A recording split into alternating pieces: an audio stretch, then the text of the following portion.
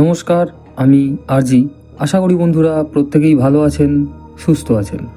আজ যেই ঘটনাটি আমি আপনাদেরকে শোনাবো, এই ঘটনাটি বেশ কিছুদিন আগে আমি শুনেছি আমারই খুব পরিচিত একজনের থেকে, এবং এই ঘটনাটি 2011 সালের ঘটনা।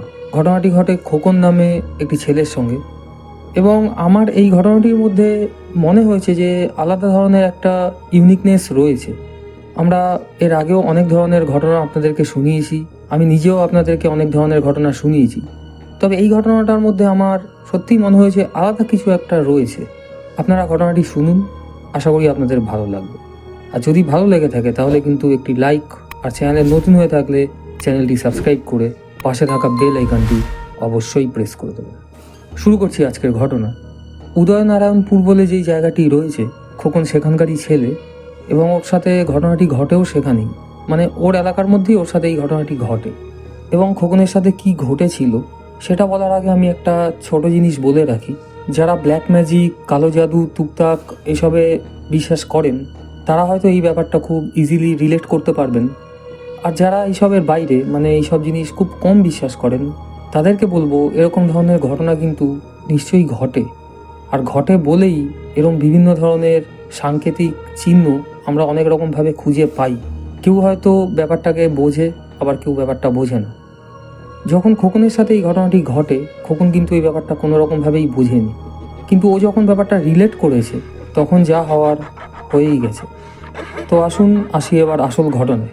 খোকন একদিন কাজ থেকে বাড়ি ফেরার সময় কোনোভাবে রাস্তায় একটি আয়না কুড়িয়ে পায়। দেখবেন অনেক কিছু এরকম পড়ে থাকে, আমরাও যখন রাস্তায় যাতায়াত করি এরকম অনেক কিছুই আমাদের চোখে পড়ে। এগুলো কোনো রকমভাবেই কুড়িয়ে নেওয়া উচিত না। এবার এই যে আয়নাটা খোকন পায়, ও কিন্তু ওটাকে কুড়িয়ে নেয়, মানে তুলে পকেটে নিয়ে ও বাড়ি চলে আসে, এবং ওটাকে এনে ও বাড়ির এক কোণে যেরমভাবে ফেলে রাখে ওরমভাবে ফেলে রাখে। এবার এই যে ও আয়নাটা পেয়ে এরমভাবে ফেলে রেখেছে, ও কিন্তু ওর বাড়ির কাউকে জানায়নি, ও ওরকমভাবেই পড়েছিল, মানে ব্যাপারটা পাত্তাই দেয়নি। ওই রাস্তায় পেয়েছে, এনে ফেলে রেখেছে ওরকম। তো যাই হোক, এরমভাবে চলতে থাকে। তো হঠাৎ করে ওর ব্যবসার উন্নতি হওয়া শুরু হয়। তো এটা কোনো কারণে হতেই পারে। আমরাও দেখবেন অনেক সময় এরকম ভালো কাজ হলে ভগবানকে বলি যে ওনার আশীর্বাদে আজকে আমাদের কাজ ভালো হচ্ছে। তো এরকমই হতে থাকে। তো ওর যে এই হঠাৎ করে বিজনেস আপ হয়ে গেল, এই ব্যাপারে ওর কয়েকজন বন্ধু ওর সাথে একবার এসে কথা বলে, কিরে ভালোই তো আছিস, তোর ব্যবসা হঠাৎ করে ডাউন থেকে আপ হয়ে গেল। এইসব নিয়ে আমরা যেরকম বন্ধু বান্ধবের মধ্যে আলাপ আলোচনা করি, এরকমভাবে আলাপ আলোচনা হচ্ছে। তো এরই মধ্যেও কথায় কথায় ওর এক বন্ধু ছিল রূপক বলে, ও ওই রূপককে বলে যে জানি না এটার পেছনে কোনো অলৌকিক কোনো শক্তি রয়েছে কি না।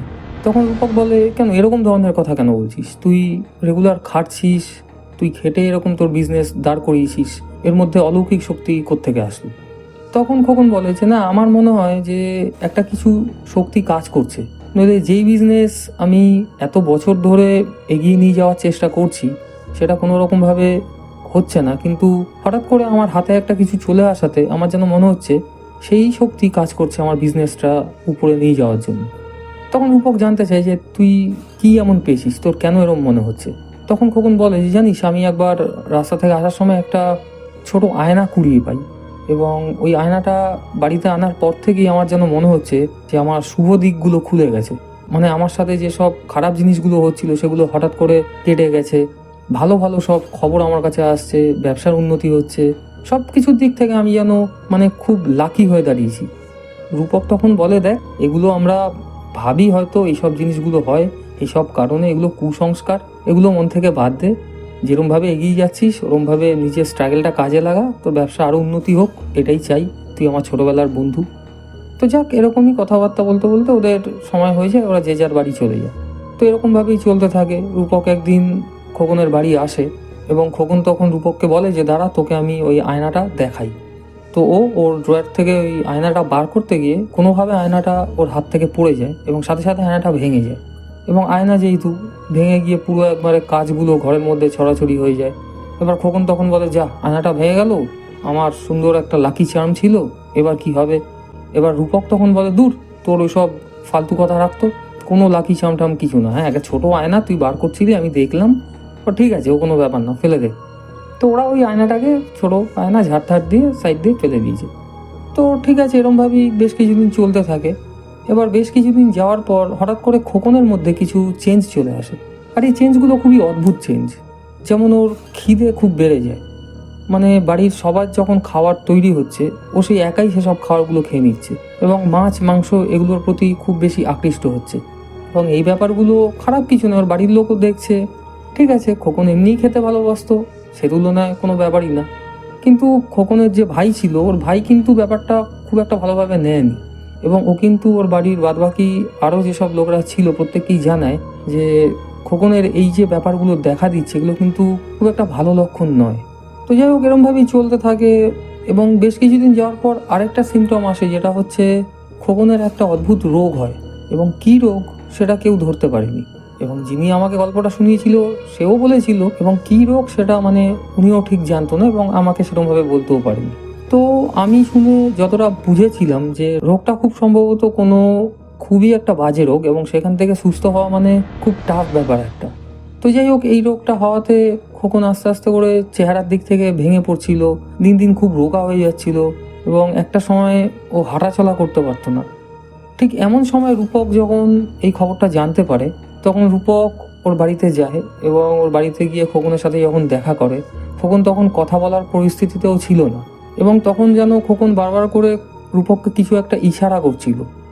এবং তখন রূপক জানতে চায় যে তুই কী ইশারা করছিস, এবং কোনোভাবে ও বুঝতে পারে যে খোকন কিন্তু ওকে সেই আয়নার কিছু একটা প্রসঙ্গ বলতে চাইছে। তখন রূপক নিজেই জিজ্ঞেস করে যে তুই ওই আয়নার ব্যাপারে কিছু বলতে চাইছিস। তখন খোকন হাত নাড়ায় যে হ্যাঁ, ও আয়নার ব্যাপারেই কিছু বলতে চায়।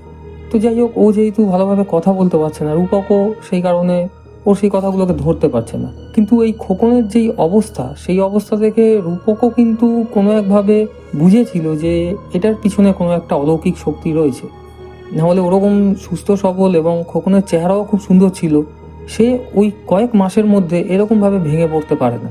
এবং তখন যখন খোকনের বাড়ির লোক কানাকাটি করছে এবং রূপককে যখন বলছে যে কিছু করা যাবে কিনা, ভালো কোনো ডাক্তারের কাছে নিয়ে যাওয়া যাবে কিনা, তখন রূপক কিন্তু করেও খোকনের বাবাকে বলে যে দেখুন কাকু, খোকন এক সময় এরকম একটা ঘটনা আমায় বলে, আমি জানি না আপনি বিশ্বাস করবেন কি না, আমিও ওইসব জিনিসে বিশ্বাস করতাম না, কিন্তু আমার যেন মনে হচ্ছে এটার পেছনে ওরকম কিছু একটা হাত রয়েছে। তখন খোকনের বাবা জানতে চায় যে তুমি কি মিন করতে চাও, খুলে বলো। তখন রূপক বলে যে দেখুন, খোকন আমায় বলেছিল ও নাকি একটা আয়না পেয়েছিল এবং সেই আয়নাটা যখন ওর কাছে ছিল, ওর তখন ব্যবসার খুব ভালো উন্নতি হচ্ছিল এবং আমি একদিন আপনাদের বাড়ি আসি এবং খোকন সেটা আমায় দেখাতে চায়, সেই সময়ই ওটা হাত থেকে পড়ে ভেঙে যায় এবং সেটা ভাঙার সপ্তাহখানেকের মধ্যে আমি দেখছি খোকনের সাথে এরকম অবস্থা হচ্ছে। তো আমার মনে হচ্ছে কোনো তান্ত্রিক বা কিছু এখানে এনে একবার দেখালে ভালো হয়।